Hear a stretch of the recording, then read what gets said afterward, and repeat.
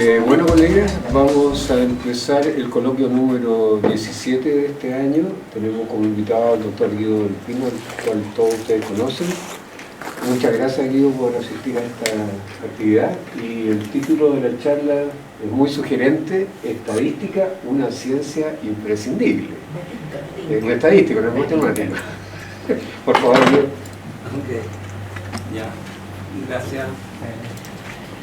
Bueno, me agrada estar acá para aprovechar. Vino un viaje familiar por el cumpleaños de mi nieta, digamos, ayer, así que dije, bueno, voy a trabajar con Carlos Navarrete, digamos, tenemos muchas cosas en común y aprovechamos a dar un coloquio y ayer me entrevistaron. Muy bueno. Todo por el mismo precio. Todo. ¿No era gratis? Bueno, esto es, a ver, sí, para complacer a Marco, la primera slide dice EA, pero bueno, estadística y matemática, eso es como la única que tiene que ver con matemática, solo estadística y filosofía, estadística y teoría de decisiones, cosas más de Neyman Pearson, estadística en la ciencia escolar y aplicación a muestreo y encuestas. Entonces, a ver, partí pensando en encuestas en el sentido que, por supuesto, las encuestas electorales están de ultramoda, los diarios dicen puras brutalidades, los políticos también, en fin, o sea, es una buena forma. Pero parecería que la estadística es algo que sirve para hacer encuestas, la menor de las importancias de la estadística, entre otras cosas, porque en las encuestas hay hartas cosas. Están los sociólogos, están los cuestionarios, que es un problema de los sociólogos, están problemas de no respuesta, que no es un problema de estadística, sino que gente no responde. Las encuestas telefónicas responde 1 de cada 10. Me dijeron hoy día, Eduardo, que Engel, que parece que el CEP tenía 20% de no respuesta, que es mucho mejor que las telefónicas, pero igual hay mucha no respuesta. Y además la gente miente, o sea, oculta su opinión. Entonces sale la espiral del silencio, que es un hecho. Entonces, por supuesto, los resultados de la elección pueden diferir mucho de los resultados de una encuesta, y la culpa la podría tener entonces la estadística, lo cual es bastante injusto. Entonces quedó para el final. Porque no tiene nada que ver con pensamiento. Sí, yo no, por eso mismo. Como los meteorólogos. Claro. Bueno, algunas cosas. A ver, parto por mi experiencia personal. O sea, yo no me arrepiento de nada, una cosa así sería. Bueno, yo soy ingeniero matemático. Mi padre era profesor de matemática. Mi hermano es matemático muy conocido. Bueno, él es matemático de verdad, sin duda. Mi hermana es profesora básica con mención en matemáticas. O sea, mi padre tuvo bastante influencia. Y cuando tenía que elegir, como suele pasarle a muchas jóvenes, creo, no saben la diferencia entre algo así como matemática y pedagogía en matemática. Porque lo único que conocen es profesor de matemática. Mi padre, que es profesor de matemática, me dijo, mira, antes de ingeniería porque vas a aprender más matemáticas. Cosa que sí, es cierto. Bueno, en ingeniería había plan común, y justamente el mismo año que yo entré se creó ingeniería matemática. Así que yo entré en ingeniería matemática, súper coyuntural. Soy la tercera generación, la primera es de tamaño 1, la segunda es de tamaño 10, incluyendo a Rolando Rodríguez, bien conocido, y que me hizo clase a mí. La tercera, perdón, la que sigue es de tamaño 3, la que sigue éramos como 14, ahí está Rafael Correa en particular. Bien, porque hizo la tesis estadística conmigo, después vio una luz y se dedicó a otra cosa. Bueno, después de ahí yo hice un magíster en el CIENES, eso algo muy interesante porque ahí vi la estadística realmente. Porque primero no había nada, en esa época era la época más o menos de la reforma, o casi pre-reforma, por ahí. Yo entré en ingeniería matemática en el 68, o sea, más o menos justo con la reforma. Y no había nadie, o sea, nadie sabía. O sea, solo había profesores de matemáticas que tenían un posgrado, nada, y no había nadie. Entonces, alguien como los alumnos más antiguos nos hacían clase. De todas maneras, Camilo Quesada, que sí nos hizo clase de ejemplares, que venían de la Facultad de Ciencias, pero todo era muy, muy reciente. Sí, yo tuve la oportunidad de ir al CIENES. Como en aquella época logramos que todos los cursos que dábamos en el CIENES fueran como electivos de ingeniería, sin que no hubiera ningún convenio ni ninguna cosa, pero lo aguantaron. Y después de eso Me tomé todos los cursos del segundo año de CELA. Y junto con cosas de ingeniería, porque bueno, para ingeniería, en realidad el training, digamos, no podía tomar muchos cursos de eso simultáneamente, digamos, que ya tenía todo el entrenamiento matemático. O sea, la importancia de las matemáticas. Bueno, después yo me fui a hacer un doctorado en estadística. En esa época en el CINE había estadística e investigación de operaciones. Y había algunos doctores en Chile importantes y no había nadie en estadística, entonces yo decidí ir a hacer, me gustaba, pero entre los dos fui a hacer un doctorado en estadística porque no había ningún doctor en estadística en Chile. Y no me arrepiento, digamos, de la decisión. De hecho, fue el primero que llegó de vuelta a Chile en 77. Bueno, llegando a Wisconsin, donde yo me hice el doctorado, ahí pasan varias cosas. Dos cosas es el impacto que tienen los demás en que alguien sepa matemática. Dentro de lo estadístico es bastante es muy fuerte, pero muy fuerte. Entonces uno sabe bastante matemática, entonces empieza a ser semi-genio. Bueno, o sea, es lo que pasa. Después, a su vez, uno descubre que hay otras cosas, más allá de la matemática, y los estadísticos más geniales, más importantes, en general sí saben bastante matemática, pero lo más importante son otras cosas. Son más bien científicos que saben matemáticas, pero no son matemáticas, no se definen como matemáticos. Y en Wisconsin había alguien que se llama George Box, que es un estadístico muy prominente, se murió hace poco, muy prominente, y él tiene una visión muy aplicada. Él es inglés, todos los ingleses trabajaron en la Segunda Guerra Mundial como estadísticos, cosas sobre bombardeo, o sea, había estadística aplicada, además. Pero tenían formación de matemáticos, más bien matemáticos aplicados, y Box trabajó en la industria química, importante, Imperial Química, algo así, y desarrolló una cosa que se llama optimización experimental, que se llama, ¿cómo se llama? Operación evolutiva. Se le acuñó un nombre, hizo toda una metodología, o sea, no solo pensó las cosas, sino aplicó cosas que ya existían, pero las empaquetó, hizo metodología, después hizo algo de serie de tiempo que para algunos, digamos, modelos ARMA, modelos ARIMA, que existían 20 años atrás, pero los empaquetó, hizo una manera cómo aplicarlo, y pasaron a ser muy famosos por mucho tiempo, aún, ahora hay muchas más cosas. Entonces, y además después se transformó en Semio Ballester. A propósito, también tiene un libro muy influyente con Tiao sobre eso. En todo caso, él era, ¿cómo se llama?, el yerno de Fisher, el papá de estaba casado con la hija de Fisher, que además escribió un libro, una historia de Fisher. Y Fisher era un absoluto genio, era como premio Nobel en estadística y en genética simultáneamente, o sea, una cosa loca. Y sabía mucha matemática, o sea, no sabía matemática inglesa, pero era un genio en geometría. O sea, sus demostraciones eran en geometría, eran en dimensiones a nivel casi intuitivo. O sea, nadie sabe cómo él podía ver en dimensiones a ese nivel. Pero no se consideraba matemático en absoluto.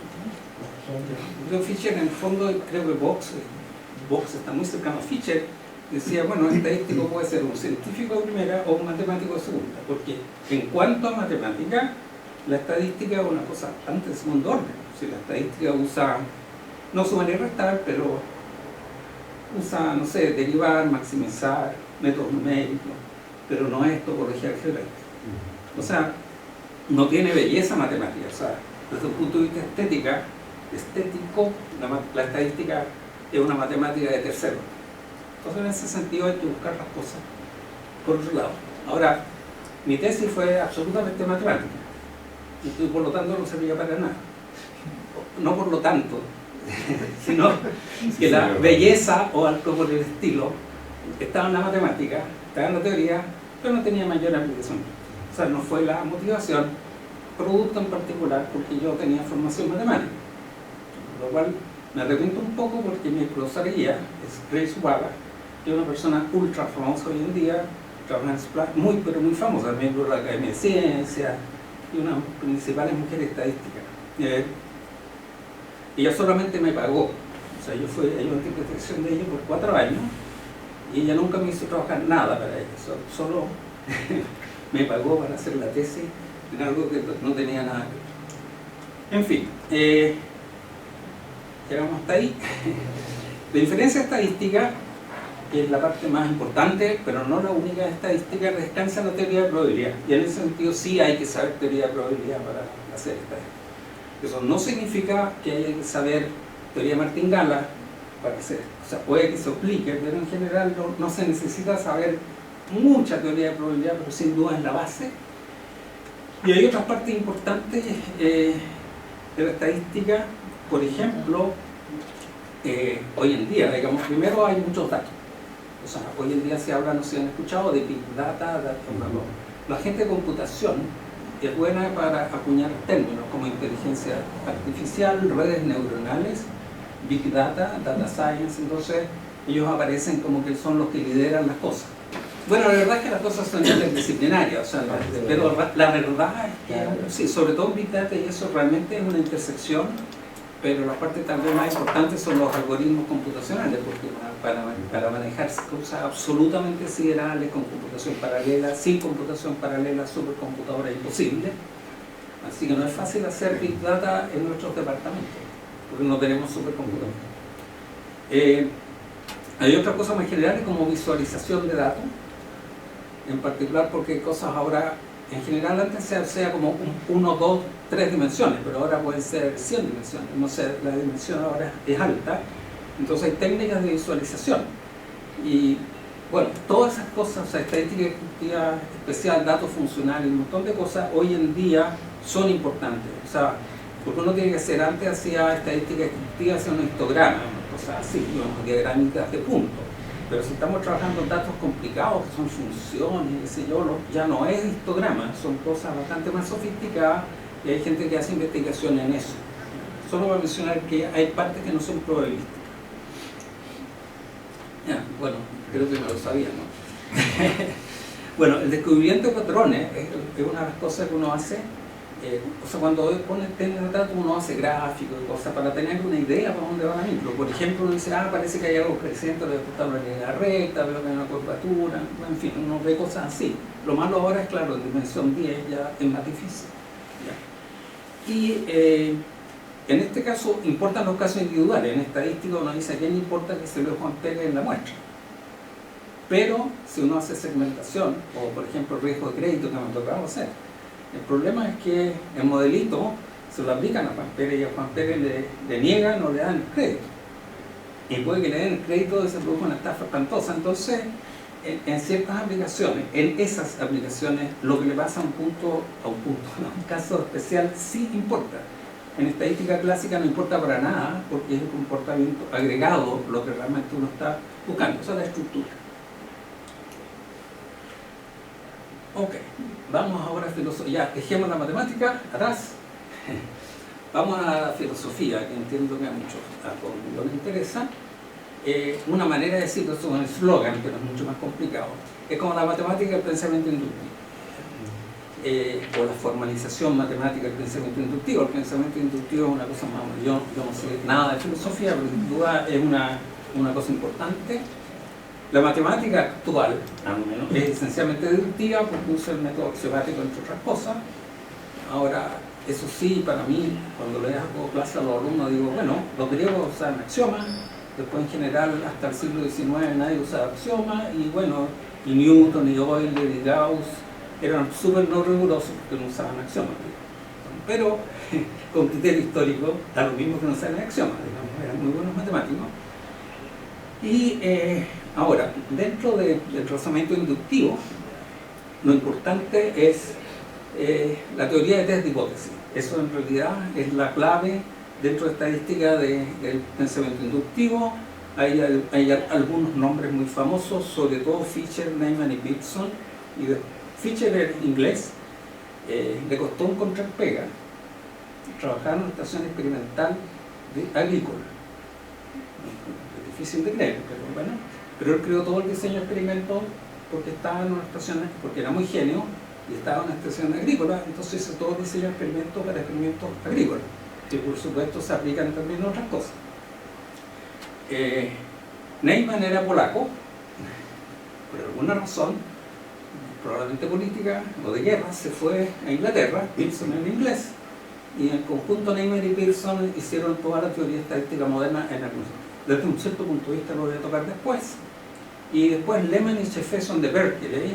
Neyman se fue a Berkeley, fundó el departamento de estadística en Berkeley, y ahí hicieron con Lehman, Jeffé y otros el resto de la teoría nómada. Entonces es interesante, históricamente esta cosa es toda una mezcla. En Estados Unidos llegó mucha gente, naturalmente, particularmente judíos, arrancando, digamos, de los problemas de Europa, y ciertamente Berkeley por mucho tiempo, y probablemente todavía, que es el principal departamento de estadística del mundo.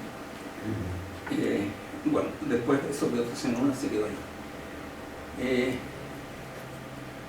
A ver, no sé si le llama la atención, pero Sir Ronald Fisher era tan famoso como los Beatles, o sea, tenía el título honorífico de ser, daba su importancia, sus contribuciones en Inglaterra.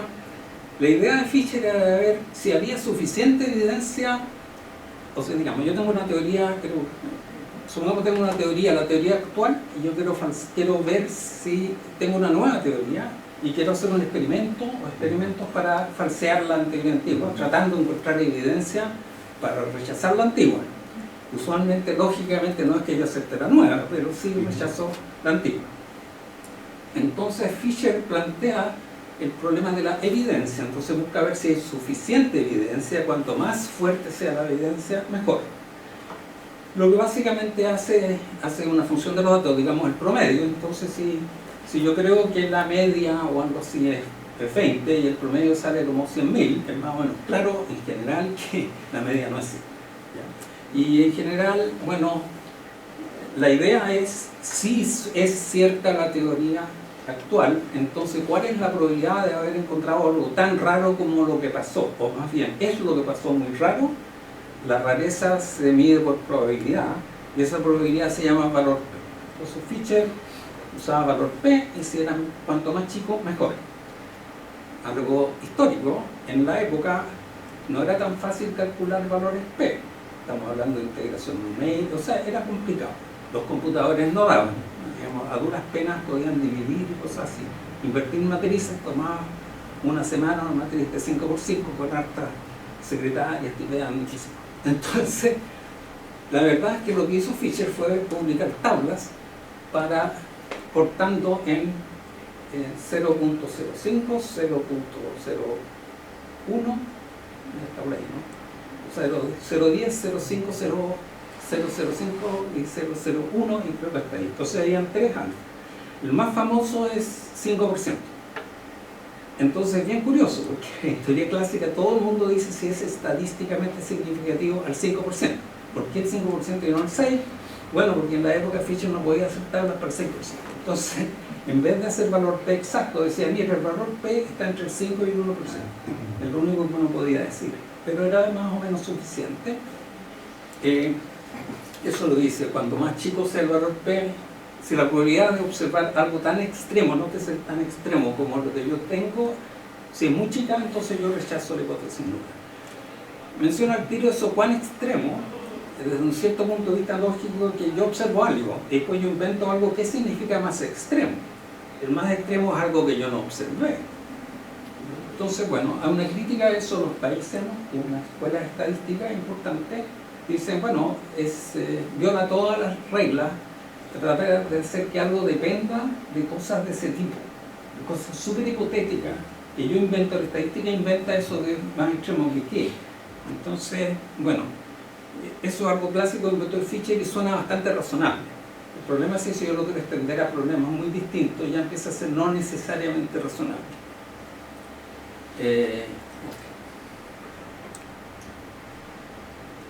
Bien, vamos ahora a otro. A ver, déjame ver qué es lo que era. Ok, esto es la verdad. Okay. Veamos ahora algo que no tiene mucho que ver con la verdad, es las decisiones. Bueno, cuando yo tomo decisiones, no importa mucho cuál sea la verdad, lo que importa es tomar una buena decisión, o sea, que las consecuencias de mi acción sean buenas para mí. No importa demasiado si es la verdad o no la verdad, no es un tema importante. De hecho, Lehman menciona, de hecho hay 2 aspectos, o sea, la verdad y la parte tecnológica. En tecnología, por ejemplo, yo tengo un proceso y quiero saber si sale control o no. Si parece que está saliendo control, yo paro la fábrica, hago todo un montón y gasto un montón de plata. Ahora a lo mejor fue una falsa alarma. Entonces yo tengo que tener cuidado de decir, bueno, yo creo que la probabilidad de falsas alarmas sea chica. ¿Ya? Y eso es parecido a esta hipótesis, como el 5%. Pero lo que a mí me importa es, tengo dos cosas. Puede que la cosa se está saliendo de control y yo no hago nada, eso es un error, que me puede costar caro. Y puede que realmente no está pasando mucho y yo paro la fábrica, también es un error porque me cuesta mucha plata. Entonces hay un problema de toma de decisiones, se asignan costos a las cosas, y el problema es la decisión si funciona o no. Si funciona o no es muy distinto saber si algo es verdadero o no, totalmente distinto. Bueno, hay algo ultra método axiomático. Hay una cosa que se llama teoría de la utilidad, que dice que bajo ciertos axiomas bastante creíbles, entonces siempre los axiomas parecen inocuos, diría yo. Pero a veces los axiomas son súper fuertes, en el sentido que si uno se traga o acepta así nomás los axiomas, eso le conduce a ciertas cosas. Los axiomas más o menos, en esos axiomas, en economía, porque viene de la economía, pero se puede usar en estadística cambiando utilidad por pérdida, o sea, poner un signo menos, así que da como lo mismo. Dice que lo que uno tiene que hacer para tomar una decisión. Yo tengo datos, quiero saber qué voy a hacer con los datos. Tengo un dato, tomo cierta acción, que le llamo A. Ahora, yo tengo un escenario, que lo llamo T. O sea, el escenario, como los economistas dicen, en este escenario, se supone, bueno, hay varios escenarios, no infinitos en general, pero hay algunos escenarios y uno no sabe cuál es el que se va a cumplir. Entonces, uno puede ser, si este fuese el escenario, yo haría esto. Si este fuese, yo haría esto. Uno puede pensar, aunque no sepa todavía qué escenario va a ocurrir, qué es lo que haría si. Porque cuando ocurre el escenario uno sabe al tiro lo que tiene que hacer. Bueno, en vez de escenario vamos a suponer que es un número finito y ese número finito lo vamos a poner θ, que es como el parámetro en estadística. ¿Ya? Pero, en fin, lo que tiene que hacer es inventar una utilidad, que es una función, creo que no la puse ahí. Claro, o sea, la utilidad depende de qué es lo que yo hago y cuál es el verdadero escenario.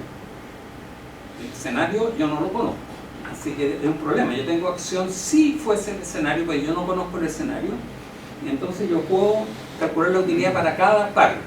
Acción, escenario. Lo que tiene que hacer un hombre racional, un hombre económico racional, es establecer una distribución de probabilidad sobre θ, digamos, sobre el escenario, que son subjetivos. Porque, bueno, es ciertamente subjetivo encontrar el valor esperado, o sea, la utilidad esperada, y la acción que uno tome es aquella que que maximiza la utilidad esperada. ¿Ya? Toda esa cosa, dice la teoría, o sea, una teoría axiomática sobre el comportamiento económico, dice que eso es lo que alguien racional tiene que hacer. Problema: ¿de dónde saco la utilidad? ¿De dónde saco la distribución de probabilidad? Si fuese en una dimensión o algo así, no es tan terrible. Pensemos ahora que tengo algo como en estadística en dimensión 10. O sea, ¿de dónde saco yo una función de utilidad que es una función con 10 argumentos? Realmente es muy, pero muy complejo. Entonces, esta es una teoría como prescriptiva. Eso es lo que habría que hacer axiomáticamente. Pero en términos prácticos es complejo, porque yo puedo tener una función de utilidad pésima. Ahora, ¿cómo le pongo valor a la muerte? Evaluación social del proyecto. O sea, ok, sí, puedo hacer esto, ¿y cómo le pongo? Porque si le pongo infinito a la muerte, yo tengo que gastar cualquier cosa para que no se muera nadie. Entonces, es muy complejo. En la vida, en la práctica, no es. Pero es interesante. Esta es una justificación a propósito de la estadística bayesiana. Si uno se traga esto, en algún sentido, tiene que entender la importancia de las probabilidades subjetivas, de las probabilidades en ese sentido, y que no importa mucho cuáles sean, eso es subjetivo, es personal. Yo puedo tener una pésima información, mis probabilidades pueden estar bien fuera del tiesto, pero sí satisfacen los axiomas. Creo que, en fin, creo que es lo mismo que acabo de decir, y pongo ahí para que ese es el problema, ¿no es cierto? Entonces, cuando tengo amigos que dicen, sí, ser bayesiano está ok, digamos, Bueno, pero ¿de dónde saco? Si existe una distribución de probabilidad, está bien, y si no existe, está mal. Porque si es subjetiva, en ciencia es un poco desagradable, ¿no? O sea, la ciencia supuestamente es objetiva. Bueno, las pinzas, pero supuestamente es objetiva. Ahora, sobre todo si es extremadamente subjetiva, la verdad es que ahí no se ve muy bien. Porque si yo digo, no, es que yo creo esto, entonces pasa eso, suena pésimo, ¿ya? Pero hay otras cosas, por ejemplo, la distribución de probabilidad, por ejemplo, normal y cosas así, ¿de dónde la saqué? Porque es normal. O sea, uno siempre hace supuestos, y supuestos que no se pueden verificar, igual que los economistas hacen supuestos de teoría económica que no se pueden verificar. Por eso es racional que distintos economistas planteen distintas cosas o distintos políticos planteen distintas cosas. Bueno, vamos ahora a más matemáticas. Entonces, Neyman y Pearson. Neyman y Pearson, a diferencia de Fisher, plantean todo en términos de un problema de optimización. Uno más gente que se dice que por lo menos en una teoría, en estadística o en otras cosas se pone madura cuando existe una formalización en términos de la teoría de optimización. Entonces, si todo un área se transforma en un problema de optimización, está como muy maduro matemáticamente, ¿ya? Y eso es lo que buscaron hacer Neyman y Pearson, y después Lehmann, Sheffield y otro. Entonces hay una teoría de optimalidad, es decir, qué es lo mejor que se puede hacer. Y en ciertos casos se puede encontrar, que es lo que hicieron ellos. El problema hoy es que esos casos son ultra pocos. Entonces, ¿qué hacer cuando no estamos en ninguno de los casos? Entonces la teoría no sirve, entre comillas no sirve para nada, en ese sentido, desde el punto de vista de hoy, que los computadores permiten hacer muchas cosas. O sea, antes ellos suponían normalidad porque era muy sencillo todo, pero hoy en día el cálculo no tiene ninguna importancia, todo lo hacen los computadores. Entonces hoy en día es menos importante, es muy bella. O sea, siempre es bueno saber que yo puedo encontrar cosas óptimas bajo ciertos supuestos. Es bueno pensar en optimalidad, pero también hay que pensar que la optimalidad depende de los supuestos. Y si hoy en día yo no estoy muy seguro de los supuestos, entonces lo óptimo puede ser enemigo de lo... Sí, lo óptimo puede tener sus problemas. Es preferible perder un poquito de eficiencia, digamos, pero ser un poco más robusto, ¿ya? Por ejemplo, lo óptimo es usar el promedio, pero si tengo una observación que la secretaria, bueno, no hay ninguna, tipeó mal y le quitó la coma, entonces me salió 1000 en vez de 1. Entonces el promedio es una cosa espantosamente grande y ya no sirve para nada. En cambio, si yo uso la mediana o quito el menor y el valor, se mete el problema. Entonces, pero teóricamente, si yo creo que es normal, tengo que usar el promedio. Si hay algún error, aunque sea 1 en 1000, la probabilidad de un error, entonces está bien, pero yo no estoy seguro que sea normal y las consecuencias pueden ser dramáticas, ¿ya? Por eso la cosa optimalidad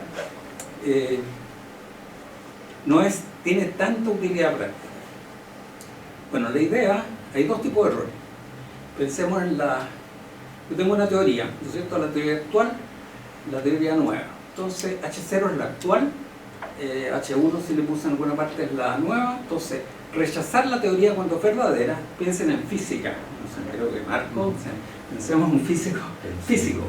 Entonces yo tengo la teoría y digo, yo creo que esta teoría es falsa, entonces hago algo, sí, parece que es falsa, miren el número de razón. Entonces no, para realmente rechazar una teoría que lleva 100 años usted tiene que tener una evidencia súper fuerte, ¿de acuerdo? A los Fisher, valor P súper chico, pero esto no es Fisher. Ahora, la otra posibilidad es decir que está bien, pero es falsa, lo cual, en general la teoría uno sabe que es falsa, digamos, pero es la mejor que tiene, Entonces, ese es otro error. Desde el punto de vista del método científico, es un error menor, porque, de acuerdo, uno en realidad está buscando ver si hay suficiente evidencia para rechazar, eso es la verdad. Claro, puede que el experimento no sea suficientemente preciso como para darse cuenta que hay problemas, ¿ya? O sea, la precisión de las mediciones es muy importante. Entonces, bueno, la diferencia, el 1 menos la probabilidad es la potencia. Yo creo que la probabilidad de error tipo 1 sea chico, perdón, tipo 2 sea chico, creo que la probabilidad que no se cometa el error sea grande, eso se llama la potencia del test, o sea, la probabilidad de detectar que hay algo malo. O sea, el ideal es, yo quiero alta probabilidad de detectar que está malo y baja probabilidad de rechazar cuando esté bueno. Ahora, si quiero que las dos sean súper muy alta la potencia y muy baja la probabilidad, estoy frito, porque lo único que podría hacer yo es que uno es así. Entonces lo único que yo podría hacer es aumentar el tamaño de la muestra. Entonces con un tamaño de muestra fijo hay una relación inversa entre la potencia y la... O sea, no puedo tenerlo todo, ¿ya? Excepto si tengo un tamaño de muestra grande. Por esa razón, un poco siguiendo a Fisher o siguiendo el método científico, Neyman y Pearson dicen, yo no quiero que la probabilidad de rechazar injustamente la teoría actual, quiero que sea chica, y quiero que la probabilidad de detectar cuando sea más falsa sea lo más alta posible. Entonces es asimétrico, hay dos errores, pero se tratan en forma bastante asimétrica. De un punto de paradigma bayesiano se tratan de manera asimétrica. Se hace una combinación convexa entre las dos, pero eso es lo que hicieron Neyman y Pearson, porque eso además coincide con lo que hizo Fisher. Si mal que mal, sería raro hacer algo que no es lo que hizo Fisher, nadie se atreve mucho, se atrevía. Ok, otra cosa. ¿Para qué enseñar estadística en la escuela? Ustedes saben que, bueno, todo esto, yo he tenido alguna influencia negativa de repente. Bueno, desde hace bastante tiempo, en realidad, se introdujo la estadística en matemática. Yo me acuerdo el año, en principio de los 2000, algo así, no me acuerdo muy bien, eso se introdujo estadística. Y era un tercio del programa de cuarto medio, o sea, es bastante impresionante, era un tercio. Con Pilar Iglesias, que algunos conocen, escribimos un libro, o sea, con otro escribimos un libro y escribimos el tercio de estadística, pero el libro llegó como un segundo atrasado, o sea, la licitación de textos escolares. Realmente la Católica y uno con todos los textos, un par de minutos y quedó fuera de base, así que se perdieron todos los textos. Y después, bueno, ahora ciertamente no es un tercio del programa, entonces ha habido bastante falla. En fin. Pero no está la estadística ahora en todos los cursos de enseñanza. No, sí hay. Lo que pasa es que primero, segundo, tercero y cuarto. Por supuesto, pero en todo caso igual. Sí. No, por supuesto. Todo ha estado como cambiando, no, pero entonces también. En ese entonces también había probabilidad en segundo medio, cosas así, ¿no? O sea, siempre ha habido. Lo que pasa es que en cuarto medio, que ahora sería como una especie de plan diferenciado tal vez, estadística era muy, pero muy fuerte. O sea, se llegaba todo. O sea, toda la estadística existía moderna, bueno, no moderna, nosotros hacemos de manera como se hace ahora, hasta llegar a test de hipótesis, hasta intervalo de confianza. Test de hipótesis creo que no, pero sí intervalo de confianza, la distribución binomial, todo eso. Cosa que ahora, más o menos, ¿no? Sobre todo que se hace en forma, a propósito, totalmente descontextualizada. O sea, toda la enseñanza de estadística y toda la enseñanza de probabilidad, bueno, sobre todo estadística, pero incluso en probabilidad está bien, pero ¿por qué? O sea, ¿para qué sirve? ¿No? O sea, ya yo aprendí la binomial y sé hacer cálculo. Bueno, ¿y para qué sirve? ¿Y por qué? ¿Para qué ¿cómo se llama? Me hacen este sufrimiento, tortura de tener que aprender estas cosas tan difíciles? A los profesores, en mi experiencia, enseñar probabilidad a los profesores es una cosa espantosa. O sea, para ellos comprender probabilidad es mucho más difícil de comprender estadística descriptiva, comillas. Porque claro, cualquiera hace un promedio. ¿Cuál es el lío? Que reducir la estadística, que ya vamos a hablar un poco, a saber promediar, dibujar y eso, es verdaderamente ridículo en comparación con hacer teoremas de congruencia y funciones y todo eso. O sea, entonces estadística pasa a ser como aritmética en comparación con geometría. Bueno, por lo menos para mí es una ciencia o algo bastante más importante. Entonces también se enseñan cosas en distintos, increíble. Estaba haciendo análisis de texto. Entonces en primero medio se hace algo, en segundo medio, o sea, primero se hace hasta el nivel. Hasta aquí se hace con 20 casos, de ahí se hace con 100 casos, el curso distinto. O sea, es totalmente increíble, pero en fin, está todo disgregado, entonces no hay ningún hilo conductor, ninguno. Entonces no, la verdad es que los profesores no entienden para qué, los alumnos menos. Y en probabilidad todavía es medio entretenido, en estadística es aburridísimo. Y todo lo que se hace en toda la ciencia media se puede hacer en 3 semanas. Y en segundo medio. O sea, estirarse la cuerda hasta cuarto es... Bueno, ¿para qué? ¿Por qué? Bueno, la teoría, no la teoría, digamos. Educación estadística es un tema muy importante a nivel mundial, a nivel internacional.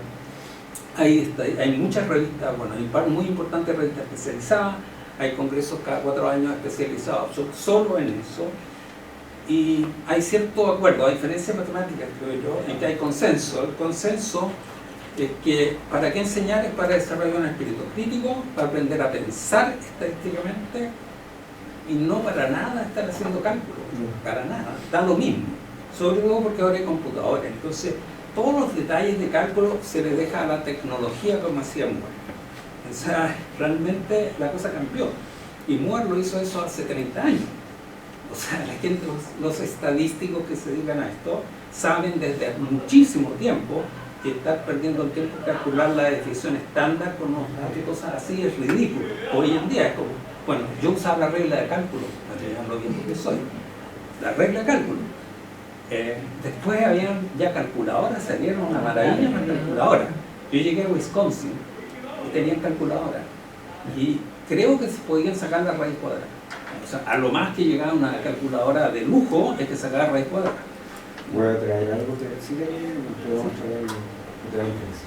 ¿Ah, sí? Sí. Una regla de cálculo. No. Es algo previo. Ah, un abaco. Un abaco. No. Ya, vamos a ver. Es más previo. Interesante que estableciéramos el año, ¿cierto? El año, eso tiene que haber sido el año 70 y... No, cuando yo entré en el 66, perdón, a la escuela de ingeniería, a Wisconsin en el 73. O sea, el 73, digamos, una importante universidad de Estados Unidos y el departamento, en ese entonces, el tercero en el ranking de departamentos de estadística en Estados Unidos, las calculadoras, tenían una sala de calculadoras de este tamaño, que calculaban raíz cuadrada. Pues también tenían computadores, por cierto, mainframe y todo. Ahora, en la vieja estilo, que yo también vi en ingeniería con el IBM 360, que ocupaba toda una pieza, allá también, y con tarjetas perforadas, y uno pasaba las cosas, y a los 20 minutos de dar el resultado, que por supuesto estaba malo, y tenía que volverse, se le podían caer las tarjetas, podían pasar un montón de cosas. ¿Ya? Entonces, hay que entender que esta cosa cambió en forma pero realmente radical. Entonces, cuando uno ve los libros de estadística con Horacio Dotones y Alonso Contreras, escritos hace 50 años, la verdad no tienen nada que ver, pero hay una inercia más o menos. Entonces, la inercia es que se sigue haciendo cosas así. En probabilidad no es tan distinto. Bueno, es distinto, pero bueno, al principio del siglo XX, probabilidad era como combinatoria. Esencialmente era combinatoria. Y hoy día en los programas más o menos se sigue pensando que es combinatoria. O se enfatiza en la combinatoria, las combinaciones, pero todo eso. Pero desde un punto de vista de nosotros para enseñar probabilidad hoy día, eso molesta. Y realmente nada. O sea, uno puede enseñar los argumentos, los pensamientos probabilísticos en forma absolutamente al margen de la combinatoria. ¿Por qué? Porque la combinatoria sirve para unos pocos casos súper específicos y que no tienen nada que ver, excepto, o sea, juegos de azar, simulación, muestreo aleatorio y diseño aleatorio de experimentos, aleatorización. Eso es todo. No conozco ninguna otra aplicación. Entonces, siendo tan amplia la probabilidad de centrar tanto esfuerzo en combinatoria, que se sabe que es un área muy difícil, muy difícil. Y de hecho, la área como área matemática y combinatoria, parte de la matemática discreta, es muy difícil, bueno, muy difícil. Entonces, bueno, todavía siempre hay inercia, ¿ya? Y bueno, no voy a esperar no, haciendo ahora con Marco. Bueno, en fin, entonces la estadística, a diferencia de yo, en ese sentido soy un poco parcial, pero digamos, yo pienso en, no sé, alguien que ni siquiera va a entrar en la universidad, pensé, o alguien que va a estudiar letras, y yo le enseño los teoremas de congruencia. Entonces yo me pregunto un poco, bueno, ¿para qué le servirán los teoremas de congruencia? Excepto que a la gente le cargan las matemáticas, es bien difícil, en fin. Funciones y logaritmos y todo. Se fijan, no sé, casi cualquier cosa de matemáticas más o menos avanzada que se enseñe, si alguien sale del colegio y no va a la universidad, cero. Si entra a la universidad, le sirve, si entra a ingeniería, matemáticas, física, por ahí, ciencia exacta, química un poco. Se fijan, o sea, realmente son muy pocas las carreras en las cuales es útil, y para la gran mayoría ni siquiera entra a la universidad. Entonces, como la escuela es para todo el mundo, a mí me parece más o menos injusto que se ponga tanto énfasis en enseñar cosas específica, digamos. Enseñar a pensar matemáticamente me parece estupendo, o sea, pensamiento abstracto me parece estupendo, pero todos los detalles no me parecen tan importantes. En cambio, en estadística, sobre todo el pensamiento estadístico, no saber hacer un test, es lo que es una manera de pensar. Yo creo que enseñar a pensar es... Debe ser una verdadera calculadora. Pongamos jóvenes. Esto es previo a la regla de cálculo. Suma, multiplica, necesita... El fierrito este es ese. Baby Calculator. Tiene su 1920. Vaya. Addition, subtraction, multiplication. Sí, Mira, hace de todo. hasta división. Por favor. Tan. Yo no lo usé, es un regalo. Un regalo. Sí. No puede ser un regalo. Me la regalaron. Bueno, sí. Porque tú ves que hay algo previo a la regla de cálculo. Sí, no me queda mucha duda, pero... Sería demasiado para nosotros incluso. Sí, pero... Lo que pasa es que parece el tipo de historia de la humanidad, la verdad es que el año 66 hasta el 70 no habían ni calculadora, es una cosa que o sea, el desarrollo tecnológico ha sido bastante impresionante, no son solo los celulares. Bueno, vamos ahora a ciertos problemas fundamentales y les voy a dar un par de ejemplos. Hay un gran problema enorme que se llama asociación versus causalidad. Eso directamente, eso tiene más que ver tal vez con un poco de filosofía, cero con matemática, no tiene absolutamente nada que ver con matemática eso, pero es importante. Y, en fin, vamos a ver, prefiero hacerlo con un par de ejemplos. La idea, el problema es que nosotros estamos entrenados, nuestra mente, para pensar en causa. Cualquier cosa que vea yo tiene que haber una causa, eso a lo Newton, digamos, pero tiene que haber una causa. Siempre hay algo, bueno, la existencia de Dios tiene un poquito de ver como la causa inicial, porque nos cuesta mucho pensar que no hay causa. Bueno, ahora con el Big Bang y la teoría cuántica, la teoría de relatividad y todo, uno dice, bueno, antes después no tiene sentido, entonces por lo menos... Pero es difícil, ¿no? Entonces lo malo es que, entre comillas, yo puedo ver asociación y según lo que yo creo, les digo el tiro, PSU. ¿Ya? Yo puedo ver PSU, puedo ver, por ejemplo, a nivel socioeconómico versus puntaje en la PSU. ¿Ven? Los pobres, bueno, suena bastante razonable. No es que la PSU le afecte, empobrezca a la gente. O sea, por lo menos en ese sentido, bueno, perdón, eso no es bueno, causalidad es la otra cosa, pero también el tipo de escuela influye.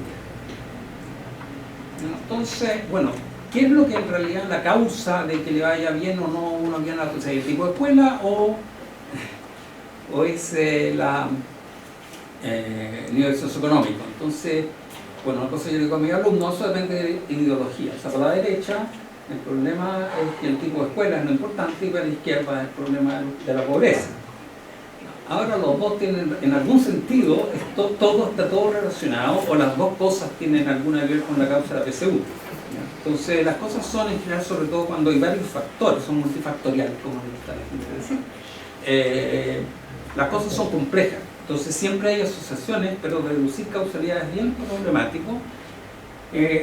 Estudios observacionales versus experimentales. Los estudios observacionales que yo tengo, yo no voy a buscar, yo tengo datos, los busco.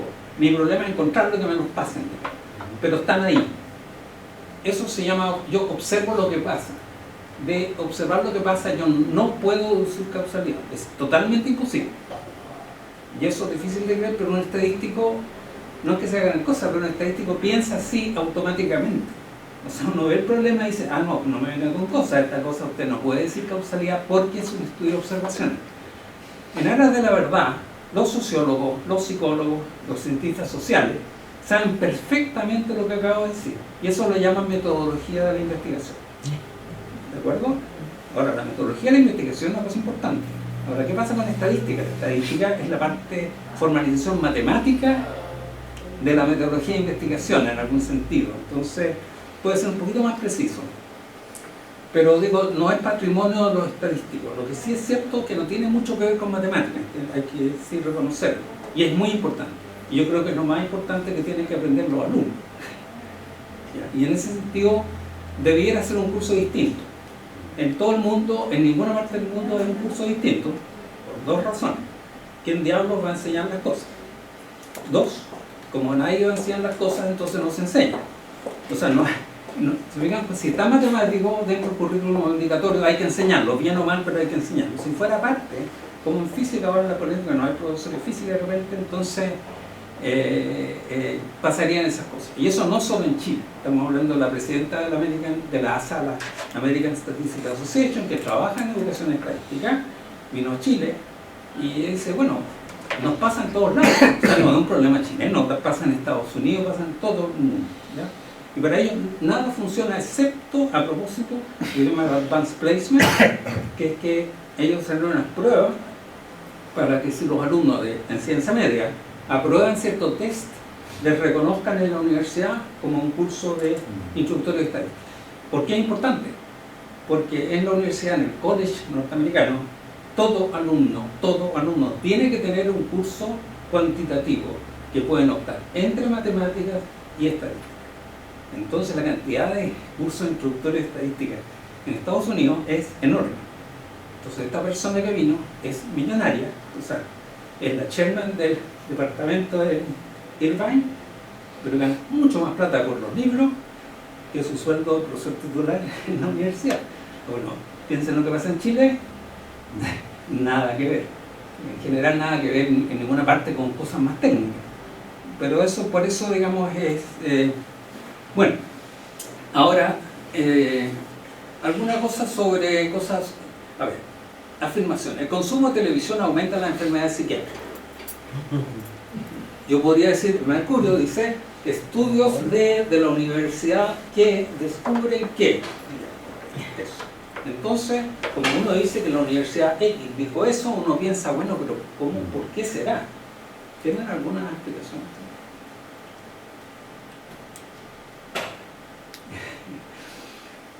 Bueno, o sea, uno puede decir, mira, la gente se pone, uno podría decir, en vez de eso podría poner depresión, ahí, bueno, el psiquiátrico, pero bueno, la gente se pone medio autista, y se pone pura tele, no interactúa con nadie, entonces eso tiene efectos psicológicos, ¿ya? Okay. Entonces esa es una posibilidad, uno puede inventar un montón de posibilidades.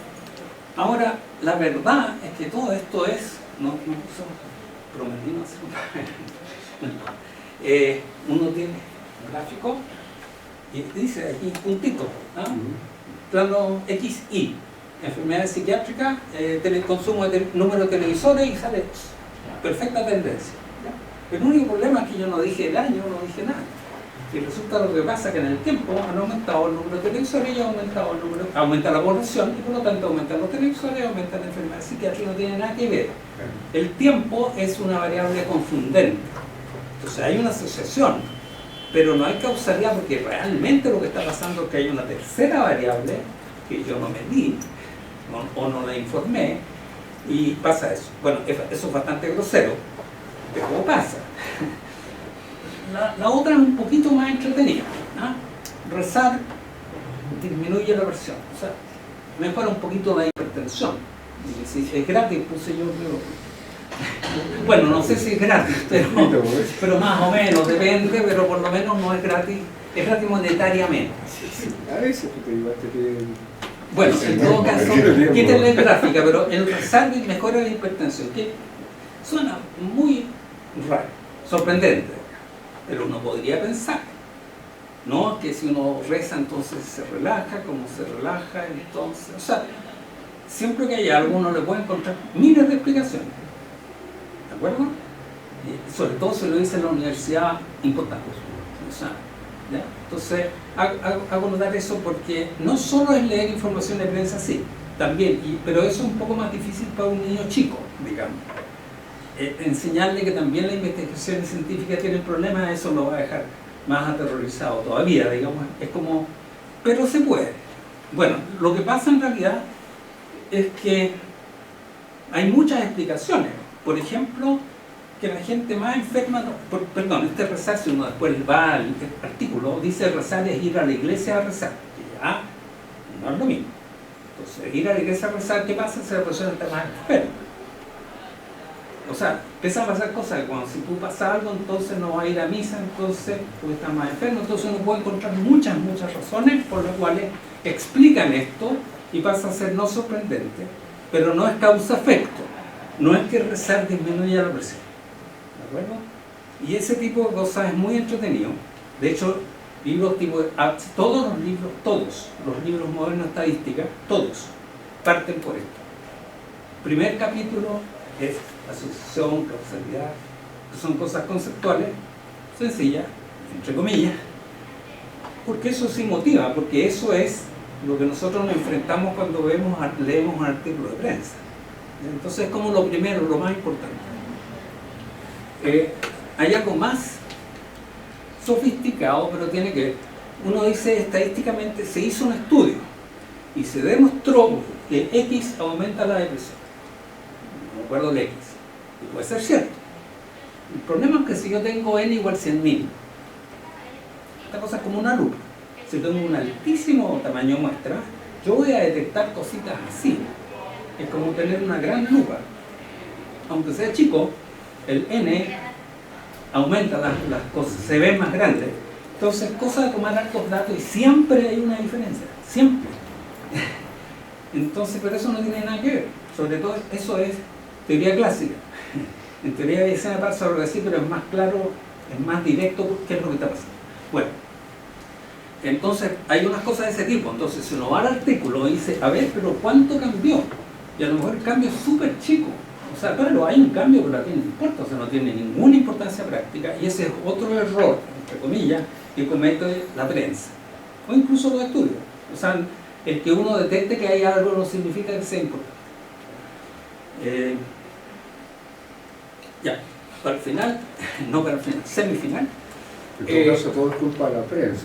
Eso, culpa de la prensa, exactamente. Ya, esto es ya, Exacto. para que no se diga, acá hay que poner un par de fórmulas. Ya, para los que han visto algo en estadística, esto es casi insultante, pero no necesariamente son todos estadísticos. Así que, ya, yo tengo una muestra aleatoria significa unas variables aleatorias ID con distribución de una cierta distribución con media mu y varianza conocida, si me acuerdo. Pero en fin, muestra aleatoria es más fácil de decir. Algo muy importante, el resultado, la segunda joya de la corona, después de los grandes números, teorema central del límite es tremendamente importante aquí. ¿Y por qué lo menciono? Porque los libros elementales de estadísticas suelen partir, tengo una distribución normal y quiero hacer una inferencia sobre la media. Ahora, ¿qué pasa? ¿De dónde voy a sacar distribución? ¿Dónde están las distribuciones normales en la naturaleza? ¿Qué cosa tiene distribución normal? ¿Por qué va a tener que tener distribución normal? La normalidad no es algo que aparezca. La campana de Gauss, que le gusta con Villegas hablar a cada rato, la campaña de Gauss parece que es lo que ocurre en la naturaleza, pero no, ocurre en contadas ocasiones. Así que uno no puede suponer la campaña de Gauss. Lo que pasa es que el teorema central del límite dice que los promedios se comportan normalmente, más o menos, bastante aproximadamente, claro. Eso, el teorema del límite dice cuando n tiende a infinito. La práctica no lo usa para n fijo, finito. Y el punto es siempre la pregunta de, bueno, ¿cuán grande es el n? Bueno, es complicado porque dar un teorema para eso es difícil. Se sabe más o menos típicamente que si la distribución inicial no es demasiado asimétrica, con n igual 3 andamos bastante bien, digamos, por ejemplo. Para n igual 6 la cosa se puede poner bastante pesada. Entonces pasa algo así, no importa mucho los detalles. Lo que pasa es que si el promedio es grande, hay cierta evidencia en contra de que la media sea un 0. Un 0 es 40, por ejemplo. Entonces si el promedio es 48, tengo cierta evidencia, pero quiero cuantificar cuánto. Y eso se hace calculando la probabilidad. Ese phi mayúscula es la, no lo puse creo, sí, es la distribución acumulada de la normal 0,1. Entonces si uno pone lo que se llama el cuantil 1 menos alfa de la normal 0,1, automáticamente tengo un test de nivel alfa porque esa probabilidad es alfa. Alfa típico 0.05, ¿de acuerdo? Entonces si con 48 me da 5%, me da 3%, estoy bien. Si con 48 me da 7%, estoy mal, porque Fisher dice que 5 es el número mágico. Pero en la práctica la verdad es que 7, si uno piensa en 7, pensemos en tirar moneda al aire. O sea, que salgan 5 caras seguidas, La probabilidad es un 32avo. Ahora, si no quiero decir cara, sino o 5 caras sería, o bien 5 sellos seguía, igual es un 16avo que es 0.065. O sea, no es tan difícil que salga el 5% por casualidad. Si uno dice 10%, ya 10% es demasiado grande. Ahora, vamos a las proporciones. Muy importante. ¿Por qué? Porque en las encuestas electorales, ¿qué proporción de votos trae candidata A? Por ejemplo, 1.2%. Bueno, no sé, hay de todo, hay de todo. Bueno, entonces, si es 0,1, o sea, vota por o no vota por, cosas así, es hombre o no es hombre, en fin, ese es P. P es una proporción. Lo que pasa es que si uno saca una persona al azar de una población donde la proporción es 5%, la probabilidad es 5%. ¿De acuerdo? Eso es lo que hace la muestra aleatoria. Lo que pasa ahí se puede demostrar que el valor esperado es P y que la varianza tiene esa conocida fórmula P por 1 menos P. Entonces, algo especial es que sigma depende de P. Y yo no conozco P. Y yo dije antes que sigma era conocido. Pero, bajo la hipótesis nula, yo puedo decir, bajo la nula dice P igual P sub 0, lo sustituyo y tengo varianza conocida. ¿Ya? Ahora, se puede ver que el máximo, si uno hace derivo igual, ¿sí? P, el máximo, P por 1 no P, una parábola así. Entonces, por simetría, el máximo es en un medio. Es fácil decir derivar igual a 0 y segunda derivada, P igual a un medio. Voy a hacer un bonito. Ahora, y ahí me queda más, se fija ahí que siempre se me ha acordado un cuarto, digamos, que es como un poco más. Ahora, si uno piensa, si P0 es 0.4, 0,6 por 0.4 es 0,24. Raíz cuadrada de 0,24 con raíz cuadrada de 0,25 es bastante cerca, incluso con 0,7, 0,3, o sea, aunque no sea 0,5, si es cercano a 0,5, más o menos la aproximación está bastante decente. El problema que hacen las encuestas, la receta de todas las compañías, dicen, error de estándar es tanto con un nivel de confianza, tanto si esta cuestión tiene un 3% de precisión. Entonces, yo leí el Mercurio, candidatos como, qué sé yo, no me acuerdo, Navarro, incluso Goich, porque Goich está justo en el 3%. Pero eso ya nadie iba a decir que la DC no existía, entonces dice no. Navarro, entonces está en el margen de error. Es decir, capaz que Navarro no tenga ningún voto. Ahora, para tener el 1,2%, alguien dijo que le gustaba Navarro. Entonces, es de una falta de lógica absoluta, porque no entienden nada. Escribí una carta al Mercurio, pero no creo que me alcancen a publicar al respecto. Antes de las elecciones. Sí, que con las elecciones todos se ponemos, así hay que aprovechar.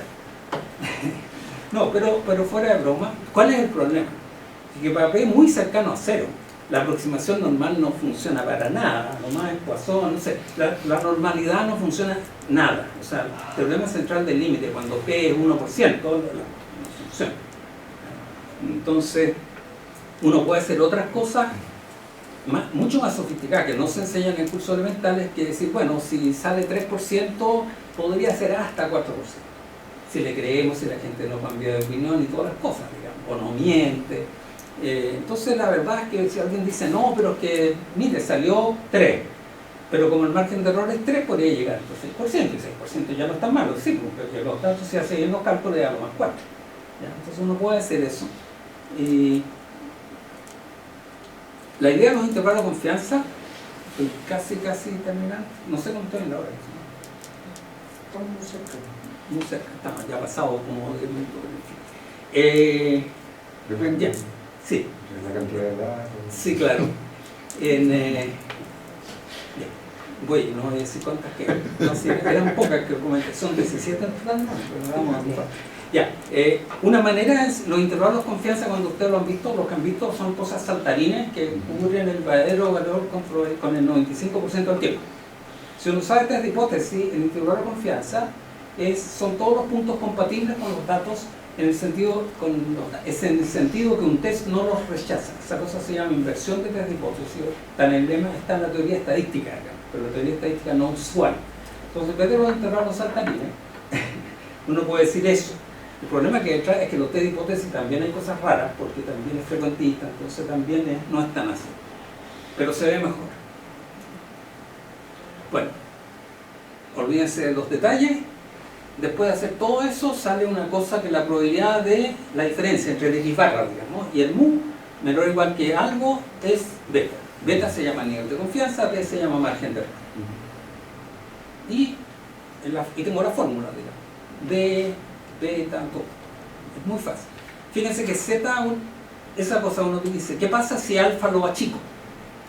Si alfa lo achico, 1 menos alfa medio crece. Entonces Z crece. ¿Qué pasa si el sigma aumenta? Crece, o sea, el margen de error se pone más grande. ¿Qué pasa si n aumenta? Como está en el denominador, el margen de error se achica. Ahora, si uno quiere fijar el nivel de confianza y el margen de error, lo único que puede hacer es tomar más datos. Lo puede resolver. Entonces, esto igual esto lo resuelvo y al final tengo que crear cuadrado porque es raíz de n. Entonces, es medio desagradable. Ahí tienen el ejemplo. Esto siempre lo uso que es muy fácil. Con ciertas aproximaciones, con el 5%, resulta que la fórmula de margen de error es 1 por raíz de n, que es algo fácil. No es muy conocido, ¿no? Pero 1 por... Entonces con n igual 100, dice a 0,10. Entonces yo tengo una, no sé, tengo 23% más menos 0,10. O sea, estoy entre el 13% y el 33%. No es demasiado útil. Entonces subamos a 400, ya 4 veces. Bueno, como está la raíz de n, solamente abajo del 10% al 5%, que ya es un poquito mejor, por lo menos, pero bueno, ya empieza a ser menos, ¿no? 38 a 48 creo. Ya, con 1600, que ya es grosero, es más que el 0, aún es menos que esto ya, ahí da el 2,5%. Entonces cuando uno tiene precisiones del orden del 1%, entonces tendría que llegar a 10.000. Nadie tiene plata como para hacer un tamaño muestra de 10.000. Entonces en la vida real uno se tiene que conformar con 5%, con 2,5%, por ahí 3%. Y eso pasa con los médicos. A los médicos les gustaría hacer, yo quiero eso, quiero todo esto. Entonces le digo, oiga, usted quiere todo esto, a ver, mire, si quiere esto, usted le cuesta 100. Chuta, ¿no? Más o menos, ya, bueno, pero no me gusta tanto. Bueno, aumentemos un poco, 400, está loco, digamos, ¿dónde voy a sacar yo 400 por 400? ¿Seguirlo por 2 años? No. Entonces, un buen uso de la estadística es decirle, ¿sabe qué más?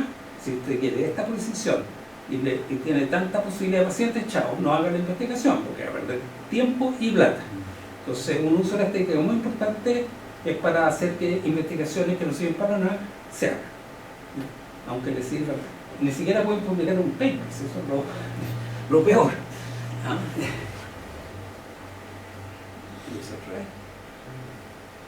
Ya, finalmente, antes de llegar a la encuesta, muestro de estudio se aplica para muchísimas cosas. Control de calidad. O sea, así se hace el control de calidad. Auditoría, a propósito, que está de moda. Se fija lo bueno de los datos que no mienten, ni se andan escondiendo, ni no responden. O sea, uno va y, bueno, el dueño de los datos puede que se los esconda, digamos, es otro cuento, pero si tiene acceso está. Entonces es muy fácil. Eso es lo que hace impuesto interno, la auditoría. Simplemente sacan una muestra aleatoria suficientemente grande y saben bastante bien cuál es el porcentaje de cosas que hay. O sea, seguro que encuentran algo, pero por lo menos además tienen una idea del porcentaje. A propósito de cosas que a uno se le pueden ocurrir, se dice que, y creo que es cierto, que hay harta, comillas, grasa, o sea, hay harta gente que no hace nada, entonces uno podría hacer una muestra aleatoria y ver cuál es el porcentaje. Vean, entonces ahí uno, en vez de decir, uno podría decir, bueno, más o menos uno hace un pequeño estudio y realmente va a decir la firma, pero no ningún político va a hacer cosas más estimación de abundancia animal para la veda, los peces y todo eso. Hay unas técnicas re entretenidas. Se muestran peces, se le pone una etiquetita, se revuelve la piscina y se pesca. Entonces, de acuerdo a cuántos peces con etiqueta yo encuentro, yo puedo estimar, usando la distribución hipergeométrica, el tamaño de la población. ¿Ya? Selección de alumnos, de moda, la tómbola. ¿Ya? Entonces, bueno, eso es la idealización más bien, pero bueno, es como muestra. Tengo una lista de alumnos, de postulantes, saco una muestra de tamaño 30, que es lo que tengo, salieron en eso, chao. Bueno, eso no que le dicen la tómbola, por supuesto, no se hace así. Y están las encuestas de opinión, al final. Listo, quedan 2 tipos de encuestas. hay presenciales y telefónicas. De las presenciales hay muestreo aleatorias o probabilísticas o por cuota. Las telefónicas tienen un problema gravísimo. Bueno, la encuesta, primero, el marco muestral es un listado de todo el universo. Para sacar muestras, tengo que tener la población. Y la población significa tener un listado, por ejemplo, una muestra de todos los chilenos, entonces un listado de los millones de chilenos, por lo menos los votantes. ¿No? El lío está en que, ¿cómo compilo yo esa muestra? Primero, en cuanto la compilé, sonó, porque alguien se murió y alguien nació, así que no se puede. ¿Para qué sirven los censos? Justamente porque es lo único que permite más o menos sacar un marco muestral, porque para hacer un marco muestral yo tengo que más o menos tratar de entrevistar a toda la población. Entonces el INE genera marcos muestrales y los vende. Es información súper valiosa. ¿Ya? Y para eso sirven los censos. Todo esto es una... pero trabajamos nosotros. Sí, claro. Ya, el problema es que la gente no responde, oculta la verdad, etc. La muestra por cuota es, bien, parece como representativa, mala palabra a propósito. Dice, mire, yo quiero más o menos tal porcentaje de mujeres, tal porcentaje de jóvenes, que sea, entonces yo me paro en la esquina al azar y empiezo a buscar gente al azar y busco una mujer de menos de 18 años, no sé, cosas así. Digamos, por un ejemplo cualquiera. En fin, eso es un muestreo por cuota. Y suena probabilístico porque efectivamente tengo cierto grado de aleatoriedad. El único problema es que es totalmente imposible hacer inferencia, porque no tengo verdaderamente una distribución de probabilidad. Así que, chao. Pero se usa mucho en marketing, porque nadie tiene tiempo de hacer una encuesta presencial probabilística de tamaño no sé cuánto, ¿no? Entonces, si quieres saber cuál marca de detergente le gusta, o algo así, o el sabor de envase de Coca-Cola, entonces es una muestra rapidita, y eso es lo que hacen todas las empresas de marketing, todas. Las empresas de marketing, también algunas, para hacerse publicidad, como Cadem, hacen encuestas políticas, que no ganan nada, que nadie se las paga, pero se hace propaganda, o sea, Cadem, Adimar, etc. Sí, son empresas porque salen en la encuesta política, porque las encuestas de marketing se esconden, o sea, nadie debe publicar una encuesta de marketing.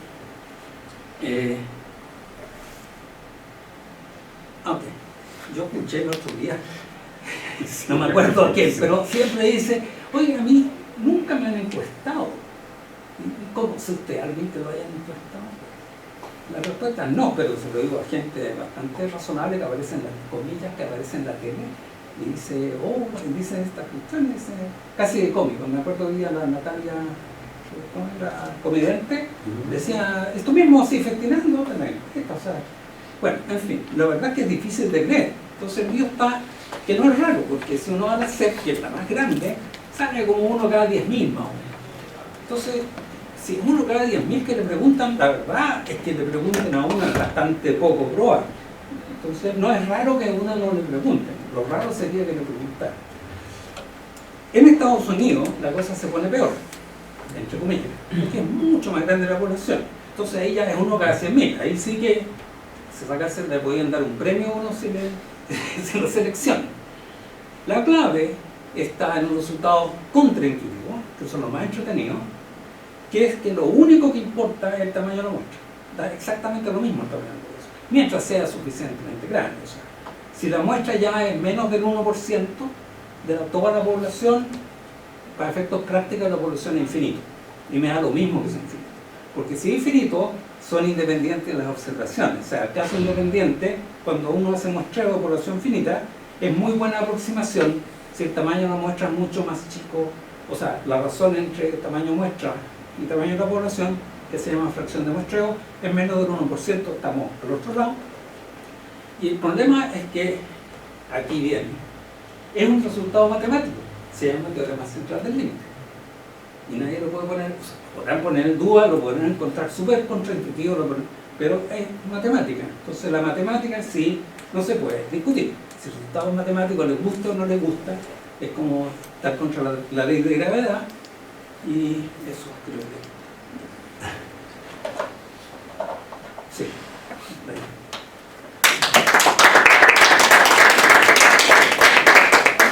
Consultas, comentarios.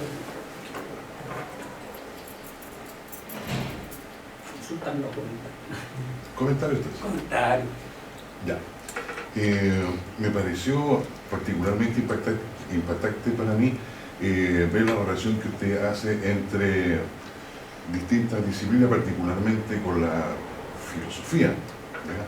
Y particularmente con la generación del conocimiento científico, la epistemología, ¿cierto?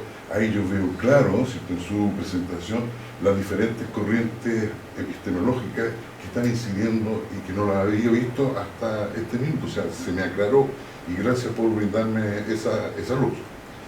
Y eso me hace reflexionar también que es muy importante, según veo, tratar de entender cuál es el desarrollo histórico de una determinada ciencia.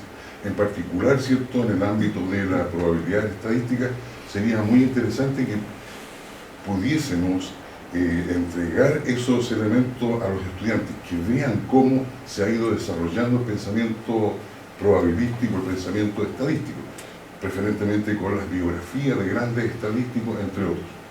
Entonces, le reitero mi agradecimiento porque se me iluminó la ampolleta con lo que usted dijo.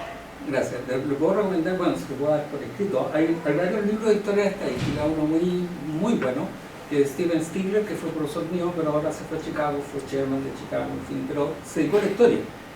Él hizo un doctorado sobre combinaciones, teorema asintótico, combinaciones de estadístico orden con Lecan, que es uno grande y muy difícil, es francés además, así que francés era el más teórico de la gente que está en Berkeley. Y él después se transformó en historiador de la estadística y se dedicó a eso. Y tiene varios libros. Tiene un libro que se llama La historia de la estadística, que está más o menos entre Gauss, o sea, cuando se creó mínimo cuadrado, hasta fines del siglo XIX. Estamos hablando de 500 páginas, más o menos, algo así. Y pues, el primero sale de dónde salió mínimo cuadrado, nada que ver con lo que vemos nosotros. Son cosas astronómicas y es muy interesante, porque tenía yo varias observaciones donde tenía algo así como 20 ecuaciones con 5 incógnitas, pero que eran incompatibles unas con otras.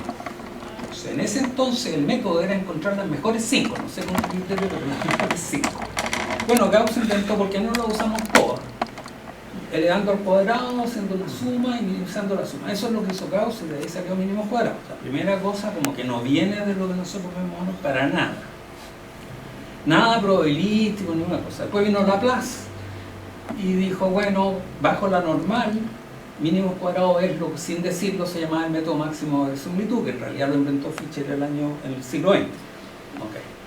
Después viene el problema de asociación que hizo Galton con las estaturas de los hijos, con la estatura de los padres, ahí cuñó el término regresión, porque los papás altos tenían hijos más bajos, el papá bajo tenía hijos más altos. Eso se llama regresión a la mediocridad. Eso le puso Galton. Ahora, lo interesante es que, dos cosas. Si uno da un curso al alumno que le va mal en la primera prueba, muy mal en la primera, tiende a irle mejor en la segunda. Entonces uno dice, es que se puso la primera. Al alumno que le fue muy bien en la primera, le fue peor en la segunda, se relajó. Bueno, es un resultado estadístico, siempre pasa eso necesariamente. Necesariamente, a menos que haya una regresión lineal absoluta. Eso se llama el efecto, es una paradoja, falacia de la regresión. Ya, eso lo inventó Galton. O sea, bueno, en realidad Galton ya no tenía yo creo que él ya no tenía la teoría, tenía la asociación, pero no se daba cuenta en ese momento que tenía que ver. Descubrió que eran elipses y supuso que venían de la normal bivariada.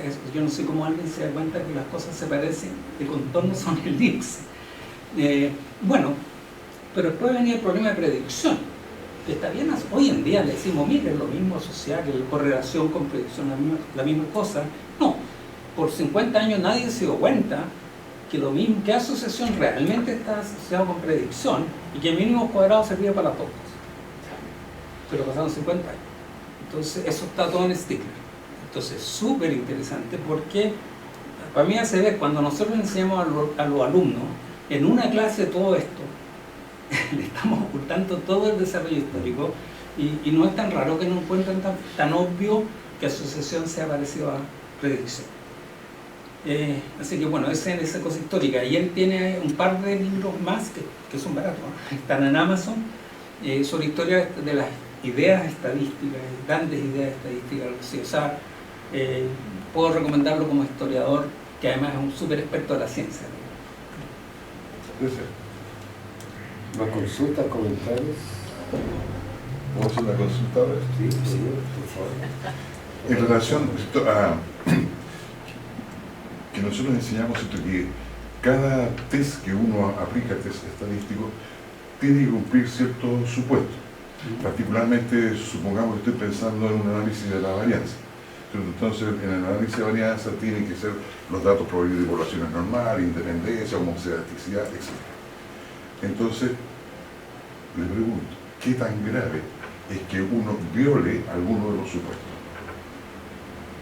Bueno, Estamos de violadores. no, está muy bien. Lo que pasa es que, a ver, evaluar cuantitativamente realmente cuán grave, depende, todo depende, son difíciles de saber. Ahora, en términos prácticos, a ver, cuando yo enseño análisis de varianza, que muchas veces lo he hecho, diseño experimentos también, esencialmente la teoría está hecha con la distribución normal multivariada, entonces todos los teoremas salen así, me encanta, se puede hacer todo geométricamente con proyecciones ortogonales, así que es súper, súper bueno. Ahora, si estamos fuera de lo normal, las proyecciones ortogonales se dan al tacho, o sea, todo se da al tacho. Pero, por cosas tipo teorema central del límite, la verdad es que en la vida real nadie anda diciendo si son normales o no. Además, yo tomo 5 datos, ¿cómo voy a saber que vienen de una distribución normal? Entonces, en realidad, se hace todo a nivel numérico, sin suponer normalidad. Y por esta cosa tipo teorema central del límite, que como que se promedian cosas así, la normalidad anda bastante bien. Ahora, Box demostró que ciertos, por ejemplo, la T-Student es súper, anda bastante bien, salvo que la población sea súper asimétrica. Si no es muy asimétrica, anda por ahí. O sea, si tengo una binomial con P igual 5%, si N igual 25, ya andamos súper bien. ¿De acuerdo? O sea, eso dice el teorema central del límite es una buena aproximación. Box demostró que ciertas cosas andaban bien, que la F es bastante sensible a kurtosis. O sea, si no es normal, sino que tiene cola más pesada, la distribución de lo que se llama el estadístico F, ni por las tapas con el F que se dice, sino que es como más, está más corrida a la derecha. Pero hay gente que lo ha hecho eso, robustez se llama esta hipótesis, eso es algo que está hecho en particular por el mismo Box en el año 54. Gracias. ¿Más consultas? El mismo Box. Agradezco a Guido por su charla.